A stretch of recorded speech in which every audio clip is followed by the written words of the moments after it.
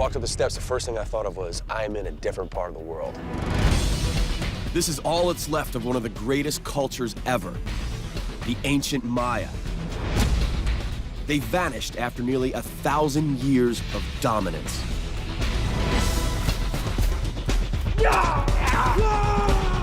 We knew the Maya were great architects and astronomers. Now we know they were also warriors, maybe one of the greatest warrior cultures ever.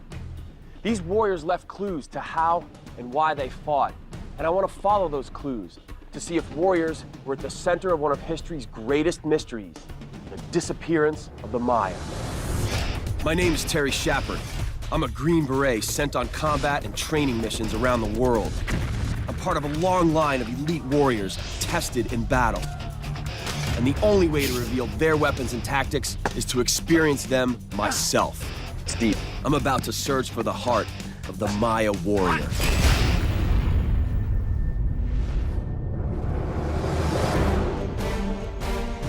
Guatemala. Almost 2,000 years ago, this was the center of one of the largest civilizations in the Western Hemisphere. At its height, the Maya population was more than 10 million. And their biggest city, Tikal, was twice the size of Athens. I don't really know a lot about this culture. In a way, a lot is unknown. So we're gonna try to extrapolate how these guys were a warrior culture. I mean, we know they were, but the specifics, we're gonna have to find for ourselves. This is gonna be really good. My journey starts with a weapon. One we know existed only because the Maya left us pictures of it. So this is a Maya war club. I mean, I've never handled something quite like this. I've handled swords, daggers, bows, all that kind of stuff, Western weapons. This is just really exotic. Check out what this is. It's a piece of wood, different kinds from around here, lots of good hardwoods in this area, with a heavy part at the end, which gives it a really good downward pendulum kind of a feel to it. But the kicker for this weapon is the razor-sharp volcanic glass blades on the end. This is obsidian, one of the thinnest, sharpest cutting surfaces known to man. Literally 1 molecule thick. It goes down to a really fine point here. I mean, I have to be careful touching it, because if I went too hard, it's gonna cut my hand. This weapon is awesome. I mean, it's just a simple idea, a piece of wood, you know, with some glass in the end of it, but it's brutal. Yeah, it's really sharp. Really sharp and really scary. Nobody knows for sure how the Maya used this weapon, but to me, it feels like a cross between a slashing weapon, like a sword, and a blunt force weapon, like a club. You could also then use this to finish the guy off and knock him out. I mean, you can hit the guy with the flat side against the side of the head, break his jaw, and knock him out, but you didn't kill him. Or you could also, you know, pop him really hard with this, so boom like this, or flat on that. So basically, you got a weapon here that's got, you know, the potential to incapacitate or kill, and then also to knock him out so you can take him away for a captive. And I'm about to experience the cutting power of this weapon firsthand. Wait. And look at this. As I was swinging it and I came back around, I felt it nick my leg.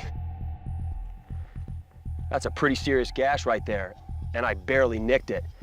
Get the, I think there's steri strips in there. I'm gonna have to seal it. That might actually need sutures. It's deep. This is the danger of trying to teach yourself weapons. Oh, that stings. Self-inflicted wounds. It's just, you know what it is? It's just kind of deep. As long as it's kept clean, I think I'll be okay. I'm a Special Forces medic, so I've done lots of trauma stuff, and I've sutured up wounds. I can't get to my back leg right now, just the angle of it. I can't get to it. So I'm having my buddies from the crew clean it off and try to use steri strips, which is basically tape, to kind of tape it together. The world of warriors. Sharp edges and blunt trauma. In a way I didn't expect, I'm already learning about how the Maya warriors fought. The keys to why they fought can be found inside the great cities they left behind. During their time, Maya cities were some of the largest in the world. But by the 1800s, when archaeologists found them, they looked like this. Underneath all of that is an actual Maya pyramid swallowed by the jungle. Now, uncovering these structures is really only half the puzzle. To truly understand the Maya, you've got to crack the Maya code. What are we looking at here? This is a monument that the Maya called stele. On these stele is the Maya hieroglyphic language, and examples of it are found throughout the ancient Maya world. In the Western Hemisphere, only the Maya had a structured language. Here's the date, 255, that's 12. This is the name of the person who performed all these things, and here is his title in each aha. With almost 800 known symbols, each with multiple meanings, the Maya language is incredibly complex, and it's only recently, after hundreds of years of study, that archaeologists have been able to decode it. So do these stelae give us any kind of clues about the warrior cultures? Many of them do. And you have them because you show the king, he's got a spear, and you see a captive somewhere, and their names all over. The captives' names? Right, so we know exactly who they were. Wow. Man, check this out. Come here and take a look at this. This is ancient reality brought to life in stone. What we're looking at here is a victorious warrior standing over the loser. And we could tell by looking at this that this guy was a really important, powerful warrior. His headdress is huge and amazing. It gives him feet of extra height. Here's the real key too. Look down below here.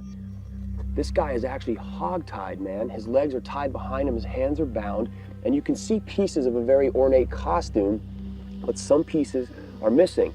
And this is not an accident. This shows that this captive and loser was also really important. What's surprising is not that the Maya fought wars, but why they fought those wars. This was not about territory or resources. These warriors were fighting to capture nobles to sacrifice, because for the Maya, the key that opened the door to the supernatural world was blood.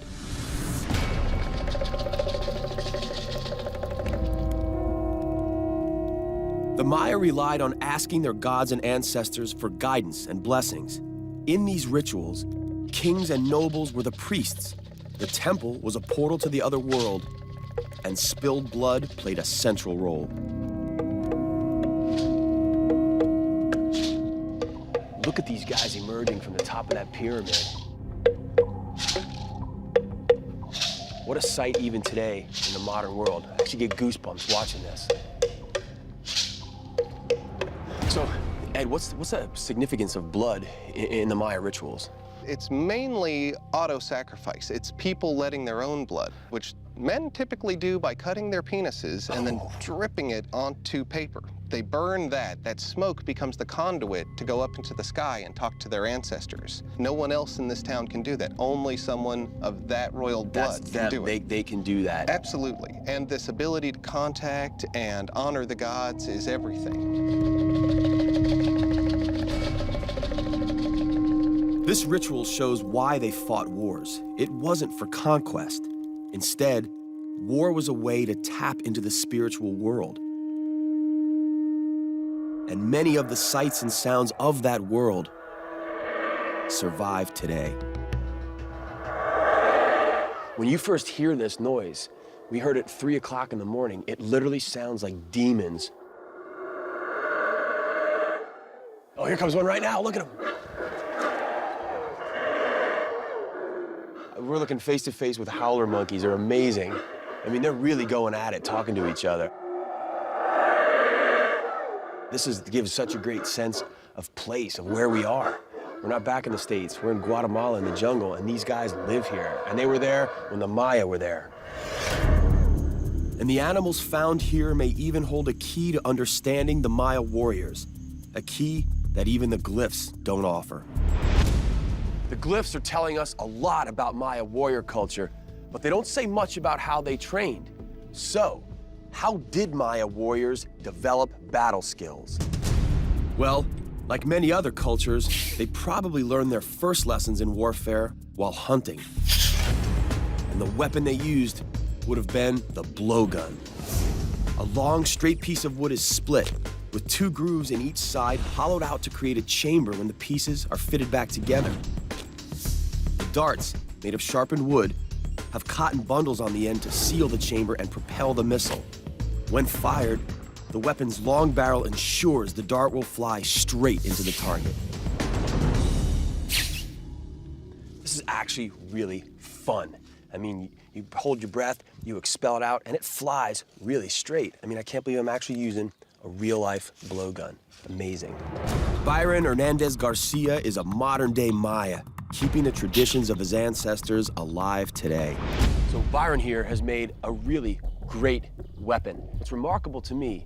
This is made by hand, but you can see in the chamber, without any kind of modern tools, this is pretty darn straight. And with its length, it gets up enough force behind it, it's gonna shoot it really straight. The Maya would use blowguns to hunt birds and monkeys, targets that were anything but stationary. You know what's cool about this? When I'm sitting here with Byron, I can really just get an idea of what it was like back then to do this. I mean, I could see a kid being taken around with it by his father, shown how to stalk, how to sneak up on stuff, and how to hit with this. And what you're doing is developing your hand-eye coordination and your ability to track and move through the woods. This is a great tool for that.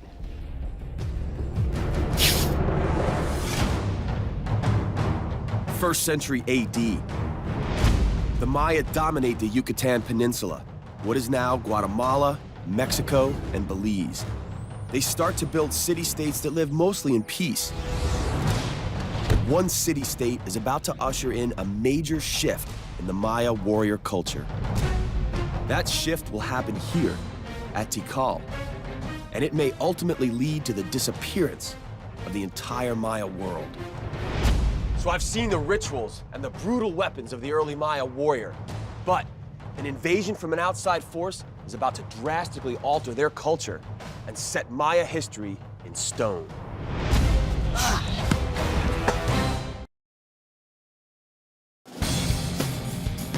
The ancient Maya. This incredible society and its warriors vanished more than 1,000 years ago. Now, I'm on a mission to bring them back. We know warfare in this culture was very different, and nothing epitomizes that more than this. This is a stone axe.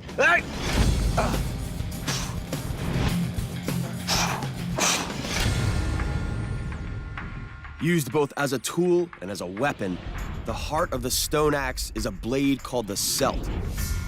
Usually made of granite, celts featured a sharpened edge, giving cutting power to a heavy weapon already capable of massive damage. You can take a look at the edge right here. I mean, that's actually a lot sharper than you would think. This is a really heavy weight behind it. Just imagine, Terry, hitting a guy with this kind of weapon. You can knock him out at the first time, you know? It's a pretty scary idea. I mean, I've handled a lot of different battle axes, but I've never seen anyone quite like this. I mean, this is gonna cause not just a bad laceration and shredding the tissue, it's gonna be blunt force trauma. It's gonna break bones. Since breaking bones allowed you to capture instead of kill your opponent, this was a perfect weapon for the early Maya warriors, because they wanted their enemies alive for ritual sacrifice. Now, how much fighting they did with the stone axe isn't as important as what we do know they did with it. They used this to decapitate their victims. Now, I want to see how effective this is at severing a neck. Look at that.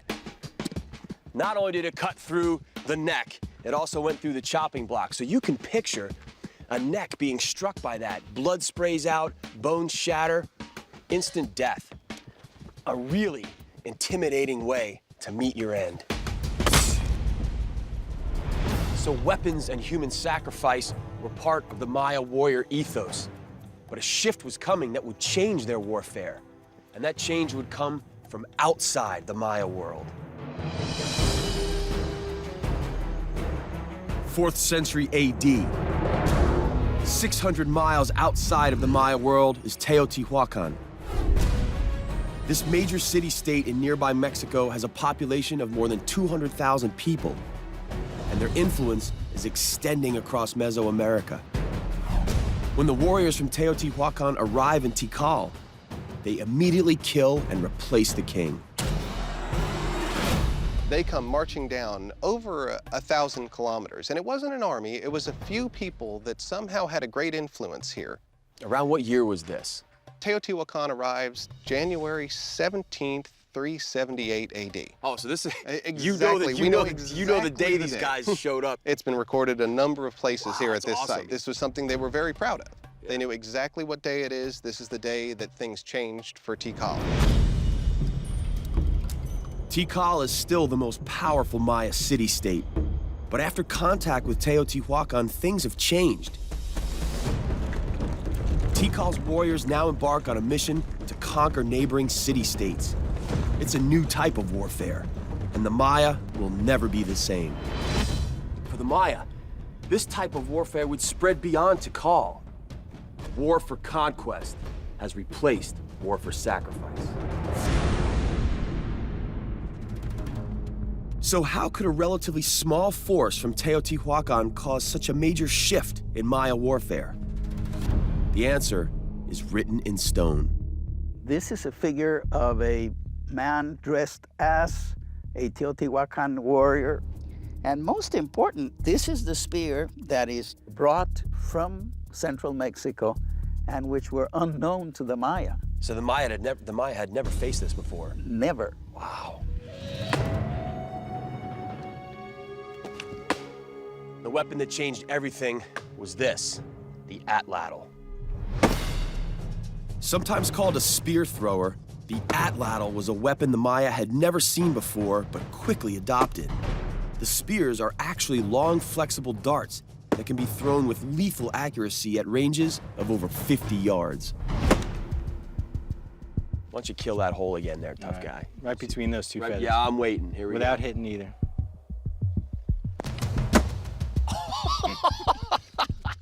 What an awesome weapon. I mean, he put that exactly where he said he was going to. And what's amazing is that the technology is basically a piece of wood with a notch in it, but it's perfectly designed.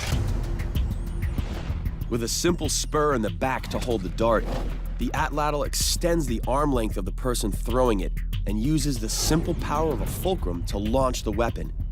The key to the atlatl is the spring-like movements of the dart.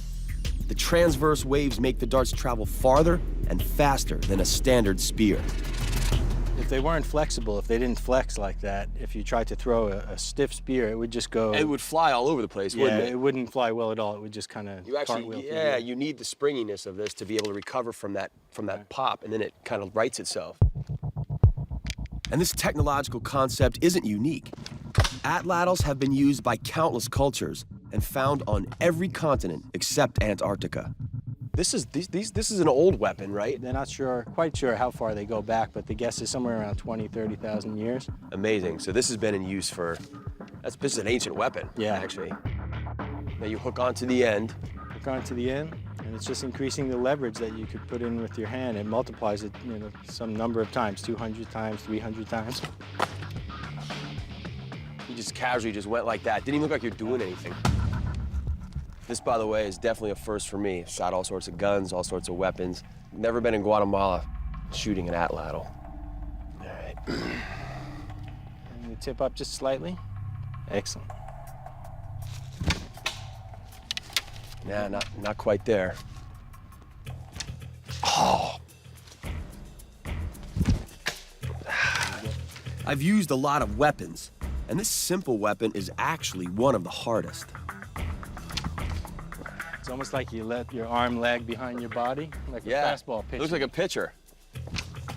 Off to the side. Oh. It's, again, you always expect to be great right off the bat. No, that was pretty crappy, actually. There it is. Yes! That was a little bit of luck, but that went right through. That felt right. Mm-hmm. I actually listened to you, and I stayed kind of flat, and it's just subtle stuff. Yeah, it's a feeling thing. It's like trying to describe how to balance yourself on a bike, but once somebody gets it, you can feel You're on it. Yeah, try it again. You got it now. That feels cool. You send it, and it flies right into the target. Awesome. Oh, that's awesome. Before war for conquest, Maya warriors used close combat weapons. Since their goal was captives for sacrifice, they had no need to inflict mass casualties on their opponents. Now, everything has changed. That's awesome. So the arrival of Teotihuacan changed what the Maya fought for. It changed the weapons they used, and it also changed something else: when they fought.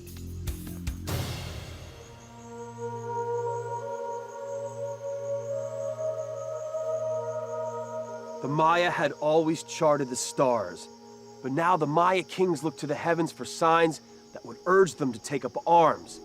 And it was Venus that would signal the time for war. The Maya believed that Venus's position in the sky would give them an advantage on the battlefield. So when the stars were aligned, the Maya went to war. 6th century. 60 miles north of Tikal, another superpower is rising. Calakmul is a growing Maya city-state, and they too have adopted war for conquest. Together with smaller city-states in the region, they form an alliance called the Snake Kingdom. Their goal: conquer Tikal. Competition between city-states will mark this region for centuries. These conflicts will push Maya resources, culture, and technology to the brink. Warfare may even mean the end of the Maya.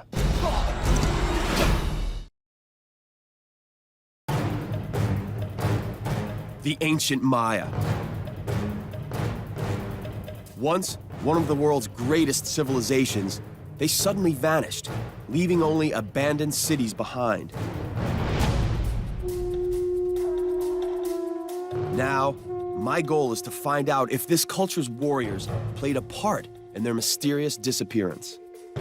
Man, I have never seen anything like this. When those guys came around the corner, I felt like I was literally in another world. This is an ancient ball court, and it's the next step in my journey to discover the Maya warrior.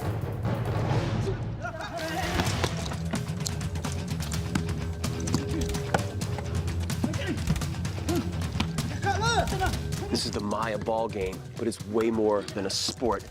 For these players, the difference between winning and losing could literally mean the difference between life and death. The Juego de Pelota, or Maya ball game, was a centerpiece of their culture. Sometimes even a substitute Awesome. for war. So the goal was to try to get the ball, the pelota, through that hole, through the hoop. That's right. The basic rules are that you have to hit the ball with your forearms, your chest in special occasions, your thighs, and your hips. So the stakes were very high in this game sometimes. They would play the game, and whoever lost the game would be sacrificed. Wow. The ball game plays a key part in the Maya creation myth, where the head of a god is used instead of the ball. And prisoners forced to play this game may have suffered the same fate. All right, so now I'm getting sort of geared up with some of the equipment they use. And I'm putting on right now like a forearm guard. It kind of feels like something you use maybe in martial arts or in football. I think there's also a part of the ritual of getting dressed for battle or a game.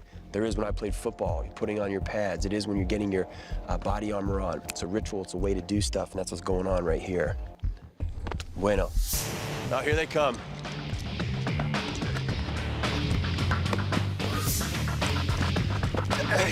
This was the first game ever played with a rubber ball, long before modern sports. And it is not easy. It's kind of... This is really hard to do, man.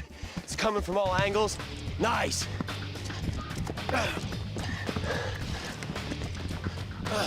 You can see this would take a lot of body control. I mean, you're also working on a sloping ground and a wall that slopes out. So there's like, you got to play all these angles.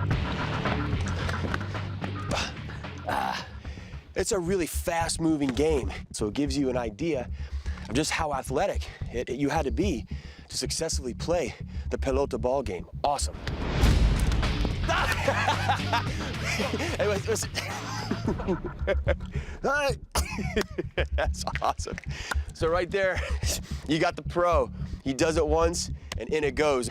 The commonality of sports and the building of like a warrior ethos and a way of fighting through pain and discomfort, it's here, even in this, right now.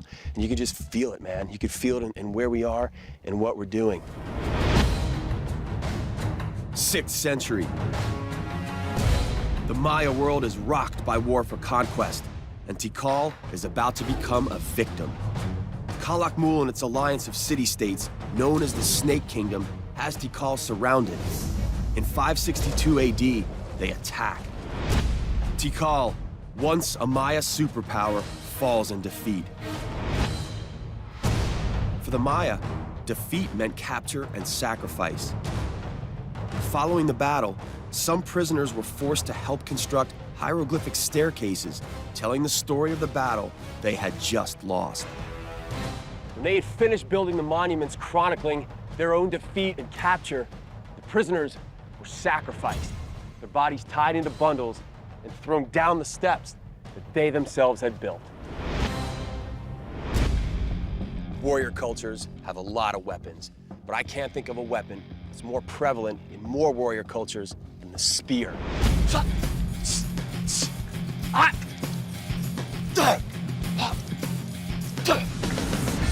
I've used and trained with a lot of spears, and what makes the ones that Samuel and I have different are that they're made with obsidian blades. This is volcanic glass, and it is literally razor sharp.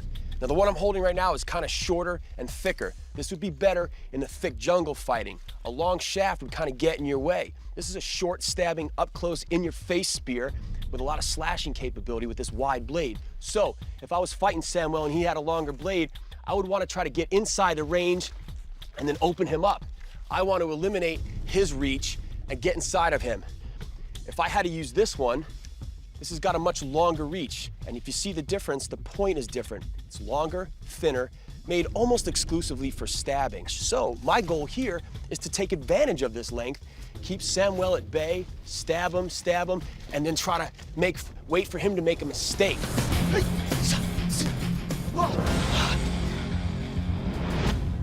The Maya warriors were well-versed in the use of both of these spears, and this, coupled with their other weapons, made these guys really fearsome fighters. And the key to their most deadly weapons was the blade. For all their amazing advancements, the Maya were a Stone Age culture. They had no metal to work with, but they had this, obsidian. This is volcanic glass, and they use this to make literally the sharpest blades on Earth. And they did it through flint knapping, an art that's over 2 million years old. The goal is simple. Hit the edge of the obsidian to fracture a piece off the bottom without shattering the edge. You can see the cortex. I heard it go. Actually, I heard that go when he hit it right. You can hear it. You actually hear the rock fracturing. Oh man, you got it. So look at what he just did. This is literally like a scalpel. I mean, we're talking about something. It's sharp. This is It's really, sharp, yeah. Well, I know it's sharp. You know. I've had experience with this. This is sharp stuff. And it's not just the flakes or blades that are broken off that are useful. The core that flint napper Jim Wynn is sculpting will be a double-sided spear point or knife. That already looks dangerous, man. You forget out here in the modern world just how vital an edge is, a really sharp edge. I mean, I've got a knife, you know, and I carry this around without really thinking about it. This is everything, man. It's not, a weapon is the small piece of it, the tool aspect of it, to be able to cut things and make things, key, isn't it? yeah, it's like fire making. I mean, it was a big one in our cultural evolution. You know, it's, Yeah. you can see Wow, how that's that. amazing. Well, I'll have to try one of You these betcha. here. Yeah, let's get you started on this. Okay. So you just want to just kind of punch it in there like that, and ideally hit it right there. If you hit too close to the edge, it's gonna crumble. Okay, that's good. Cool. Well, I crumbled it. That was a little No, too it's- close to it's the not edge. bad. All right. Maybe here. Try there, yeah. Okay, you're hitting it too high. Too high. Yeah, Yeah, that's why the I- flake won't release. Subtle stuff. It's there. Yeah. It's got too much to hold together. For the first stages of this process, hammerstones like sandstone or quartzite are used to remove large flakes. Now, I'm switching to a softer antler billet to remove even thinner blades. How many people get to say they make a stone tool? Come on. Okay, so let's All try right, it. man. There you go. Now keep that intact. Yeah. Wow, I actually Awesome, felt it man. fracture all the way Yeah, down to my yeah. hand. That was a good one. How cool is that? Look at that. I mean, it's a bendy spear point, but this is a pretty big piece. And you know what? Every edge on it is sharp as heck. Right here where my finger is. Okay, Yeah, yeah. yeah. And hit it down and hit it hard, man. Oh, God, that's nice. I love it. Yeah. All right, so let's see some of the cutting power on the leather right here. Wow. Do you hear that? Effortless. Cut through some thick hide right there. So you can imagine the power of this as a tool and a weapon. 7th century. War has ripped the Maya world apart from within. Tikal, once a center of Maya power and culture, is in the midst of a dark age. For 130 years, monuments and building projects fall entirely silent. But a new king intends to reverse the city's fortunes. Tikal was defeated by the type of warfare they first introduced, but a ruler was coming who would change that. And for the rest of the Maya, the worst of this warfare was still to come.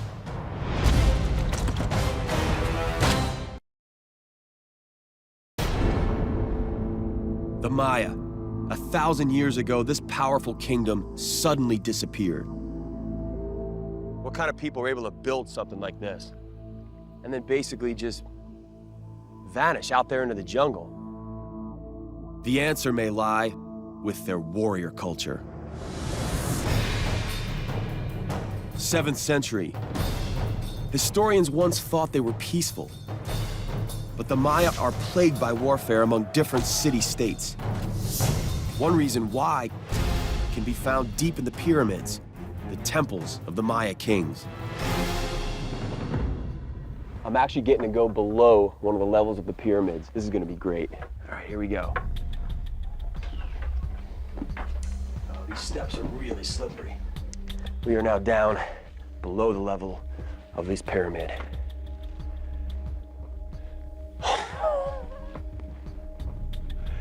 Look at that. Wow. Look at the face on this thing. I mean, this is really impressive. This is a mask of the god Chak, the Maya god of rain. But what's really fascinating is that this mask used to be on the outside of the pyramid. The Maya pyramids were built to resemble stone mountains. A king would perform religious ceremonies on top. When he died, the temple would become his tomb. Then, a future king would expand the temple, covering up what his ancestors had built, a process that was repeated over and over as the pyramids reached to the sky. And what they did by doing that was be able to get the power of the people who were buried beneath them. Awesome. Terry, podemos ir a otro. Now, I'm actually going in even deeper. If this was cool, I have no idea what's waiting for me inside. All right, okay, wow. I'm really, really underneath this pyramid now. You can feel it get colder. Oh my God. Look at this. This is just like the one that's outside, but this is even deeper underneath.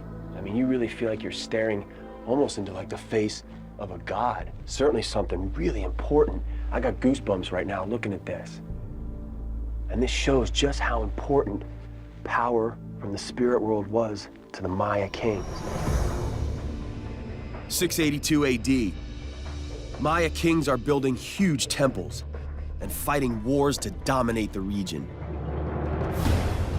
Once a superpower, Tikal lies dormant, conquered by rival city-states. But there's one king determined to change that and leave his mark on Maya history. His name is Hasachan Kawi'il I. When he ascends to the throne, the once powerful Tikal is considered irrelevant.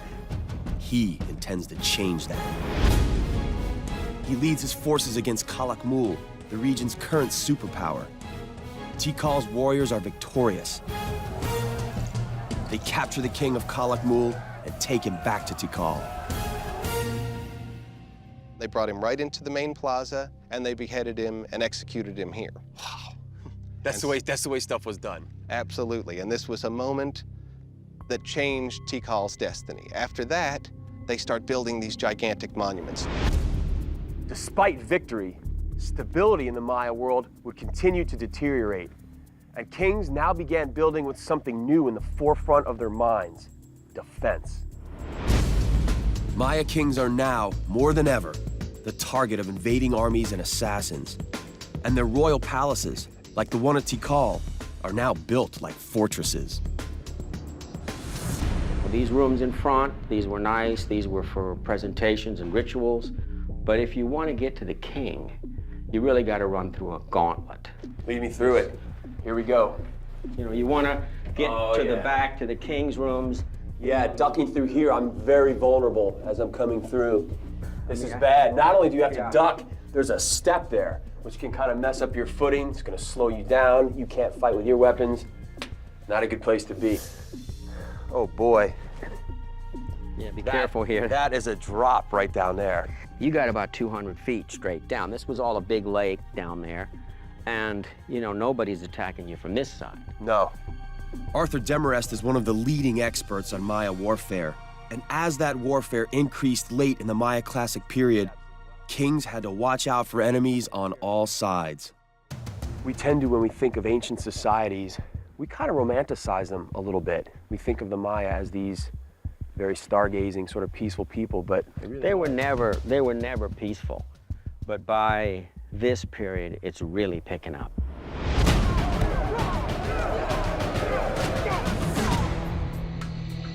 And Tikal will not survive. The war between Maya city-states escalates, and soon they will all disappear. But why? To answer that question, I'm leaving Tikal and heading deeper into the jungle. wow, man, reality check time. It's amazing to think that I'm traveling on the very same river that the Maya warriors did. And even in a motorboat, you get the feeling of this really primordial jungle all around you. This is the Pasión River, a key trade route for the ancient Maya world. And at the headwaters of this river is fresh evidence marking a shocking and violent end for this great civilization.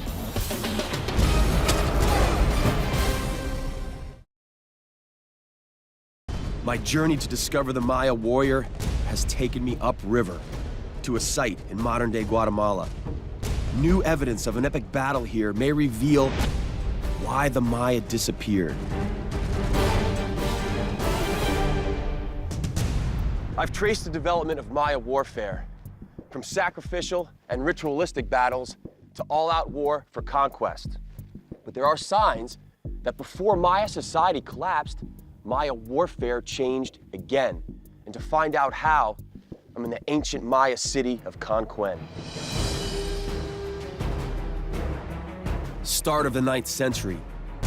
Warfare between city-states has thrown the Maya world into chaos.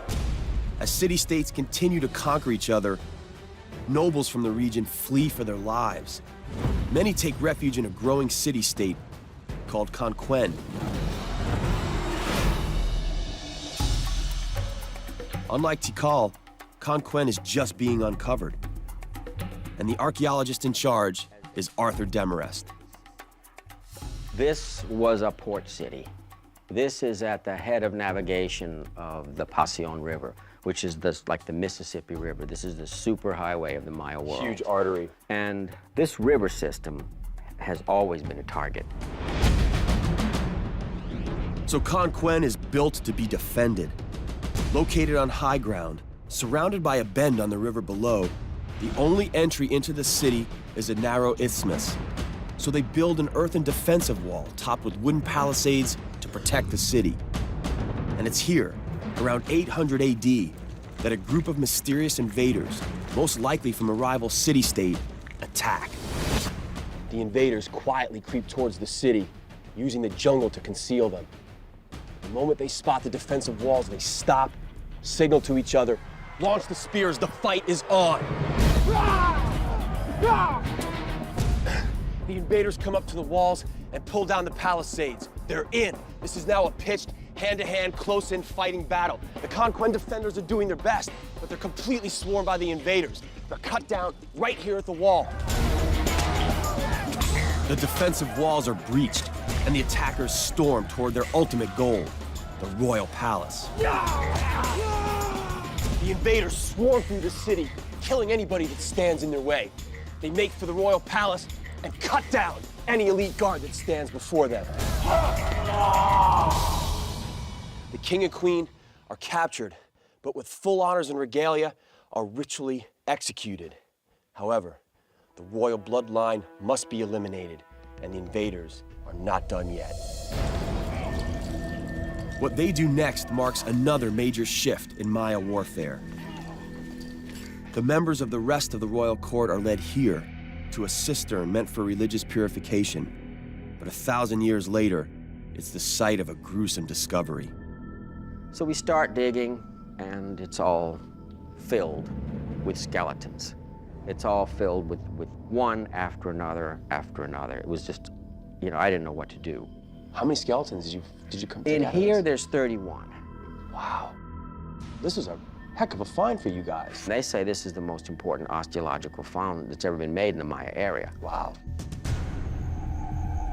The preserved skeletons reveal that these nobles were killed with spears thrust through the neck, instantly severing the spinal column.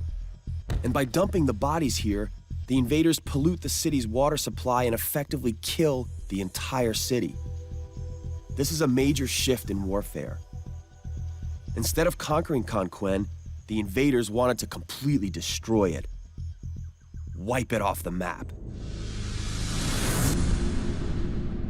What does this say about the way warfare kind of changed in the Maya world? I mean, that's really different, isn't it? Oh, yeah. You've gone from a highly ritualized warfare to then more serious warfare. You get chaos, really, like apocalyptic stuff. Maya war for conquest has now become war for annihilation. And archaeologists believe this type of warfare spreads to the rest of the Maya world. Maya city-states across the region fall. Why? Social structures and environmental factors play a part. But evidence now suggests that this change in the Maya warrior culture pushed them to collapse. By 900 AD, most of the great Maya cities are abandoned, eventually swallowed up by the jungle.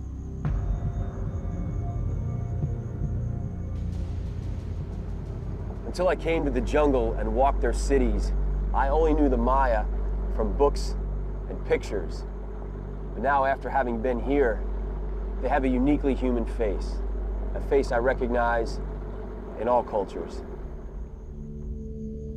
Since the dawn of time, humans have fought each other. There's nothing glorious in that fighting, but there is something great in every warrior culture.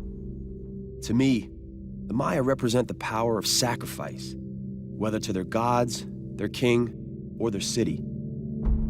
Ultimately, the Maya story is a cautionary tale. Their devotion to their city-states may have helped end the civilization from within. A civilization we now know was filled with warriors.